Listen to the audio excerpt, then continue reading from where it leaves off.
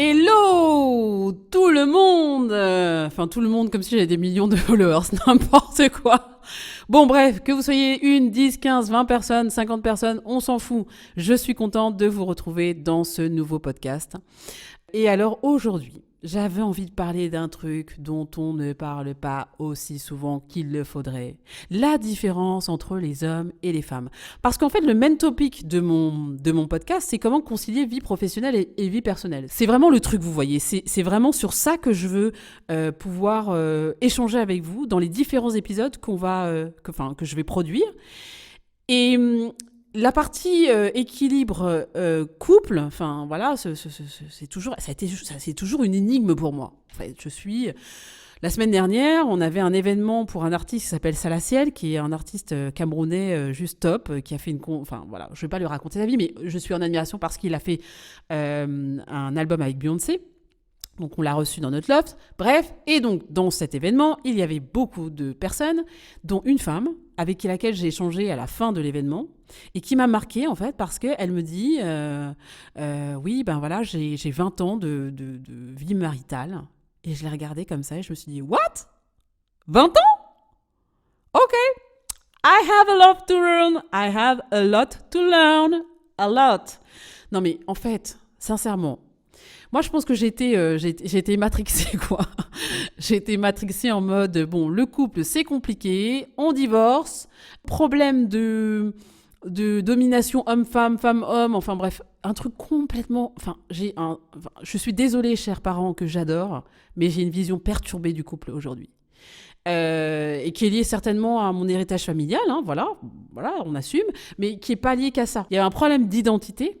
J'avais un problème d'identité avec moi-même. Et donc forcément, quand on a un problème d'identité, finalement, on fait des choix de couple qui ne sont pas en phase, puisqu'on n'est pas en phase avec soi-même déjà. Je ne remets pas la faute sur mes parents, ou ma famille, ou whatever. Non, ça peut expliquer, mais ce n'est pas que ça. Je pense fondamentalement que j'avais un problème d'identité. Donc aujourd'hui, on va parler de comment les hommes et les femmes arrivent à se comprendre. Et oui, parce que ça fait partie de l'équilibre. Ça fait partie, même je vous dis, des bases de plein de choses. Parce que si vous comprenez ça, déjà vous arrivez, si vous êtes... là, je reviens sur mon métier de base, qui est quand même de vendre des trucs. Eh bien, ça vous évite plein de bourdes de comprendre ça. De comprendre comment fonctionnent les hommes, de comprendre comment fonctionnent les femmes, quel que soit votre sexe d'ailleurs, de comprendre les deux. Ça vous évite de vous retrouver dans des situations compliquées avec votre client quand vous essayez de lui vendre un truc. Ou quand vous postulez pour un job, que vous vous retrouvez face à un homme ou une femme, ça vous permet de mieux comprendre l'interaction que vous pouvez avoir avec cette personne. Bon. Donc il y a tout le travail, alors encore une fois tourné vers mon aspect très déformé car je suis dans ma déformation professionnelle. Non mais très axé sur comment on se présente et comment on se vend et comment on vend. Bon. Mais indépendamment de ça, quand on cherche un partenaire, donc il y a quand même ce truc-là de pas se vendre, mais vous voyez, vous êtes dans une soirée, vous vous souvenez de ces soirées où vous êtes là, vous arrivez, il y a des hommes, il y a des femmes, il y a plein de potes, il y a plein de monde, et que vous êtes célibataire, et que voilà, vous regardez comme ça, et que vous tombez, vous flashez sur quelqu'un, et vous dites potentiellement, j'aimerais bien sortir avec elle, la série, enfin, utilisez le terme que vous voulez. Il y a quand même un truc de représentation, c'est-à-dire que je me présente, enfin déjà comment je fais pour aller voir la personne, qu'est-ce que je lui dis? Donc ça, c'est le premier step quand même. Souvent, on s'arrête là parce qu'on a déjà peur, donc on n'y va pas. Savoir comment parler à une femme ou savoir comment parler à un homme, honnêtement, j'ai 40 ans, j'ai commencé à le comprendre maintenant. Avant, je pense que j'étais une bulle, enfin la bille, le zéro, pointé, vraiment. Avec tout sur ce truc de passive agressivité insupportable. Je ne supporte plus alors que j'étais comme ça moi-même. Insupportable. Et puis cette volonté de conquête de l'homme. Arrêtons de faire ça. Et cette volonté des hommes pour de nous dominer. Parfois, je n'ai pas dit que tout le monde fait ça, mais arrêtez de faire ça pour les dominateurs, s'il vous plaît. Bon, tout ça pour dire que il y a plein d'études qui existent aujourd'hui, qui sont accessibles sur Internet, des livres. Enfin, il y a plein de contenus qui existent et qui vous permettent de comprendre en fait cette différence entre les hommes et les femmes. Et pour moi, c'est de l'intelligence émotionnelle de comprendre ça. Et il y a un monsieur qui s'appelle Bernard Flavien, que j'ai découvert il n'y a pas très longtemps. Et lui, il est incroyable. En fait, il travaille sur la performance émotionnelle. Il fait beaucoup de conférences, congrès, et même il apporte cette compétence-là au sein des entreprises. Donc, pour leur apprendre à avoir de l'intelligence émotionnelle, pour avoir de la performance émotionnelle, et donc pour augmenter la croissance, le growth de l'entreprise. Donc, il y a une dimension quand même derrière liée à la création de valeur. Mais indépendamment de ça, dans ces conférences, il parle justement de la différence entre les hommes et les femmes. Et c'était dingue. Moi, je vous mettrai les liens de ces 2 conférences que j'ai trouvées il y a 2 semaines. Je vais vous les mettre pour que vous les regardiez. C'est juste dingue. Parce qu'en fait, j'ai compris que pendant des années, je ne comprenais vraiment pas les hommes. Je ne les comprenais pas du tout. Et que j'ai fait des erreurs de tactique, des erreurs d'échange, de conversation, liées au fait que j'avais d'une certaine manière une forme de « ouais, moi je sais comment ça fonctionne, c'est bon, j'ai pas besoin qu'on m'explique ». Donc non, déjà, je me le raconte. Et après, vraiment juste me dire « en fait, je comprends pas, donc je vais chercher ». Parce qu'en vrai, je ne comprends pas, je vais chercher. Je ne sais pas en fait. La première chose que j'ai compris, c'est qu'on avait une différence physiologique. Physiologique. Voilà. Donc, lui, il explique que quand vous dites vous voulez l'égalité entre les hommes et les femmes, il y a une différence physiologique. C'est pas possible, en fait. C'est pas possible. Vous voulez une équité entre les deux d'un point de vue moral. Oui, bien sûr qu'on ait les mêmes droits et tout ça, pas de problème. Mais d'un point de vue physiologique, ce n'est pas possible. Les hommes vont développer plus de musculature que les femmes. Les hommes ont de la testostérone. Les femmes ont des oestrogènes. Alors, ça paraît con comme ça de le dire, mais vraiment, je vous assure que, en fait, pour moi, c'était genre une révélation. Je me suis dit, mais en vrai, juste cette différence hormonale fait qu'on ne perçoit pas le monde de la même manière. Donc, quand moi, je viens poser et plaquer mes convictions, mes certitudes, mes jugements sur le père de mes enfants, pour ne pas le citer, et que je viens et que je lui dis, et là, il me dit le truc et il se dit, mais elle se fout de ma gueule, elle. Ou alors il me dit, ou il se dit, elle fait chier, ou je comprends pas en fait qu'est-ce qu'elle veut. Mais en fait, c'est vrai, il le comprend pas. Il le comprend pas parce qu'il est bête, Il le comprend pas juste parce que je ne vois pas le monde de la même manière que lui. Voilà, tout simplement. Donc, ça ne veut pas dire qu'on excuse tout à tout ce que font nos hommes et que nos hommes expliquent tout à tout ce que font leurs femmes. Ce n'est pas ça. C'est juste que je crois qu'il y a une façon de communiquer en fait qui doit être adaptée par rapport à cet élément important, fondamental. La perception du monde n'est pas la même. Quand vous demandez à votre mec de faire le ménage et que vous venez après le gronder parce qu'il l'a pas fait de telle et telle manière, faites-le vous-même. Quand vous dites à votre mec de sortir la poubelle, ou vous lui dites pas, vous posez la poubelle et vous lui dites pas de sortir la poubelle et vous attendez qu'il sorte la poubelle. Ah oui, parce que ça, c'est un truc très féminin. Alors attention, les filles, vraiment, je suis en train de me mettre dans cette case. Quand je suis en train de parler, je parle de moi-même. Pourquoi est-ce qu'on attend toujours que les hommes lisent dans nos esprits et dans notre tête ? Ce n'est pas possible. Ce n'est pas possible. Alors oui, il y a plein de petits garçons qui aujourd'hui ont grandi avec leur maman, uniquement avec leur maman, et qui n'ont pas grandi forcément avec la présence régulière de leur père. Et ils ont donc été plus influencés par l'influence féminine et ils ont peut-être une meilleure lecture de la femme. Oui, ça c'est clair. Je parle du cas de mon fils qui vit avec moi principalement et donc du coup, je sais qu'il a une meilleure lecture de la pensée féminine puisqu'il est au contact plus de la féminité de parentale que de la masculinité parentale. Voilà. Ça, c'est comme ça.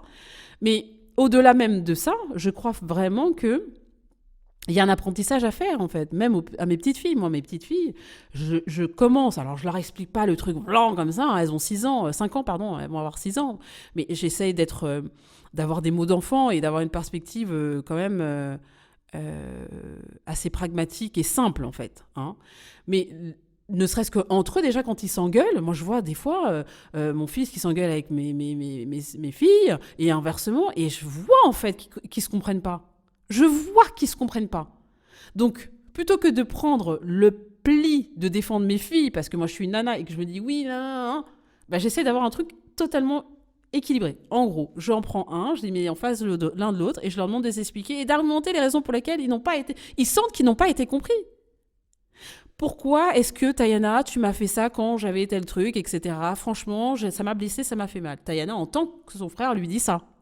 Et Tayana exprime, oui, mais quand t'as fait ça, nanana. Son frère entend qu'il a fait ça. Et en fait, je crois que l'apprentissage, il peut se faire comme ça, en vrai. C'est-à-dire mettre les enfants dans leur jeunesse, face à leurs différences de compréhension, de perception, de vision du monde. C'est ce que j'essaie de faire après. Honnêtement, j'en sais rien ce que ça va donner. Je ne détiens pas la vérité absolue. Moi, je fais des trucs comme je le sens, avec mes intuitions. Après avoir lu des livres ou avoir vu des conférences sur les sujets, j'essaie juste de leur donner des outils pour essayer de mieux se comprendre les uns les autres et de pas être dans le jugement et en même temps de pas être dans ce truc de domination un peu parfois que l'un et l'autre exercent. Parce que ça remonte à des générations et des générations. Vous ne maîtrisez même pas ça en fait. C'est ce qu'on appelle le transgénérationnel. Cet héritage qui est lié à votre famille mais qui est lié aussi à votre genre. Bon, tout ça pour dire que, s'il vous plaît, prenez le temps d'aller regarder les 2 vidéos que je vais mettre dans la description du podcast, s'il vous plaît. Vous allez rendre un grand service à l'humanité en faisant ça. Vous allez vous rendre un grand service à vous-même. Et si vous voulez continuer à regarder tout ce qui explique la différence entre les hommes et les femmes, allez-y, faites des recherches sur le sujet. Je pense que le fonctionnement du cerveau, du coup, encore une fois, l'analyse qu'on peut avoir face à une situation est différente. Alors, je vais prendre un autre exemple. On parle souvent de la mère qui accouche des enfants et qui a cet amour inconditionnel pour son enfant parce que, voilà, on a créé l'hormone de la naissance qui s'appelle l'ocytocine. Oui, c'est très technique ce que je dis, mais c'est ça. L'hormone de l'attachement qui vient au moment de l'accouchement, qui peut être aussi générée chez le papa, et ça se fait d'ailleurs, mais c'est quand même différent. Donc nous, on a un amour inconditionnel pour nos enfants. A priori, je sais que c'est pas évident la maternité. J'en ai 3 des enfants, j'ai accouché 2 fois, dont des jumelles, donc je sais. En fait, vraiment, c'est difficile, c'est hyper difficile. C'est l'un des trucs les plus difficiles à faire sur Terre. Ça, élever des enfants, sans devenir fou. Et donc, le père, lui, il va avoir j'ai des papas, en fait, avec qui j'ai échangé, qui me disaient, en fait, nous, les zizi, guzi, guzi, vous faites les mamans, vous savez, eh bien, enfin, moi, parfois, ça me gonfle de le faire, en fait. Parce que, déjà, j'ai l'impression de ne pas pouvoir communiquer avec mon gosse. C'est pas rationnel pour moi. Ça manque de terrain. C'est pas clair, c'est trop d'émotionnel. Alors, j'ai pas dit que les hommes ne sont pas des émotionnels. Attention. C'est juste que dans la perception de... souvent, on veut demander à notre mec de faire des trucs avec l'enfant, etc. et on force. Non, ils peuvent avoir un rapport avec l'enfant qui est différent. Je m'explique. En tout cas, j'ai la sensation que les hommes vont attendre plus en termes d'actes et de faits, que ce soit une évidence. Donc l'interaction qu'ils vont avoir avec leurs enfants, au moment où les enfants vont être en âge d'échanger, de parler, seront des moments plus pertinents pour eux que juste les changer les couches et tout. Ils le feront, il n'y a pas de problème là-dessus. Je suis pas en train de dire qu'ils le font pas. Ils le font, mais vraiment le lien en fait de comprendre comment ils peuvent interagir et donc créer un lien avec leurs enfants, je pense qu'il se fait petit à petit. Voilà. Bon, n'oublions pas que nous on porte l'enfant pendant 9 mois, donc forcément c'est pas la même chose, mais je crois vraiment que ça, c'est important de s'en rendre compte, en fait. Et d'aider les papas, de les accompagner de la même manière qu'ils doivent nous aider et nous accompagner dans notre rôle de maman. C'est qu'on soit bien clair, c'est un partage. Mais vraiment, d'un point de vue féminin, purement, là, strictement, donc de ma voix et de ma parole, je crois que si j'avais compris ça avant, il y a des choses que je n'aurais pas faites ou que je n'aurais pas posé autant de jugement. Et après, il y a l'histoire de chacun face à sa propre histoire de vie, face à sa propre enfance. Comment a été votre enfance et comment vous avez été aimé par vos parents. Donc vous pouvez aussi il peut y avoir aussi un impact de ça d'ailleurs dans toutes vos relations, que ce soit vos relations avec vos enfants, vos relations avec votre conjointe, dans toutes vos relations de vie avec l'humanité en vrai. Elles dépendent beaucoup de ce que vous avez reçu quand vous étiez enfant. Donc vraiment le game homme-femme, il est merveilleux parce qu'il est tellement riche de différences. Il est merveilleux, je le dis bien, parce qu'il est riche de différences. Vénus, Mars, Yin et Yang. C'est pas pour rien en fait. L'attachement à la terre que peuvent avoir les femmes, qu'elles ramènent aussi leurs hommes dans l'attachement à la terre. Parce que voilà, nous on accouche, on donne la vie. Hein. Et en même temps, les hommes qui peuvent être là dans ce truc-là je vais dire de conquête, c'est un peu bateau ce que je veux dire, mais les accompagner dans leurs rêves aussi. Pas les censurer. Parce que, en vrai, les nanas, on aime bien parfois les censurer. Et ça s'explique par plein de choses. Moi, je sais que comme j'ai eu une éducation un peu masculine, j'ai été élevée comme un garçon, je le dis, vraiment, et je suis extrêmement reconnaissante de ça pour plein de choses, parce que ça me donne la force de faire des trucs que je ne pourrais pas faire si j'avais été élevée totalement en mode girly. Je le dis, c'est une réalité. Face à ce constat, quand je me suis rendu compte de ça en thérapie, que ok, bon, j'ai quand même un versus masculin plus fort que versus féminin, sachant qu'on a les deux en nous. Les hommes ont une partie féminine, les femmes ont une partie masculine. Au cas où, voilà, je tiens à le préciser. Donc ce n'est pas une mauvaise chose. C'est juste qu'il faut créer un équilibre entre ces deux parties et que quand il y en a un qui prend l'ascendant sur l'autre, ça donne lieu à des comportements qui sont pas forcément super cool. Donc moi, le fait d'avoir cette vision très masculine. En fait, par exemple, moi, voilà, me maquiller, prendre soin de moi, m'habiller, en fait, pour moi, c'est un truc genre... C'était un truc superflu, genre... Ouais, ok, super. Mais en fait, ça fait partie du processus de séduction. Donc, en fait, si tu te mets pas... si tu fais pas ça avec ton mec ou ton mari et que tu crées pas cette relation-là de séduction, qui est un truc qu'il faut entretenir, cette fameuse femme dont je vous parlais au début du podcast qui a 20 ans de mariage, il y en a plein des meufs comme ça. Il y en a plein. N'oublions pas qu'il y en a plein. La majorité des couples, oui, divorcent dans les grandes villes. Oui, un couple sur deux divorce. Oui. Mais je pense que c'est parce qu'il y a un manque d'initiation, en fait. L'initiation à la vie à deux, l'initiation à cette compréhension de l'homme, de la femme, de cette différence qui existe entre les deux, de cette complémentarité, du coup. Cette différence qui crée cette complémentarité. Si on acceptait, en fait, cette complémentarité avec cette nourriture des deux sexes, des deux natures, en fait. On pourrait faire... Moi, j'aspire vraiment aujourd'hui à pouvoir à créer cette unité avec mon futur compagnon, parce qu'aujourd'hui, j'ai personne dans ma vie. Mais j'aspire vraiment à pouvoir faire ça parce que j'ai compris un peu plus certaines choses. J'ai compris que y a beaucoup de choses sur lesquelles j'étais basée qui étaient fausses ou qui n'étaient pas correctes, qui étaient liées à des réactions.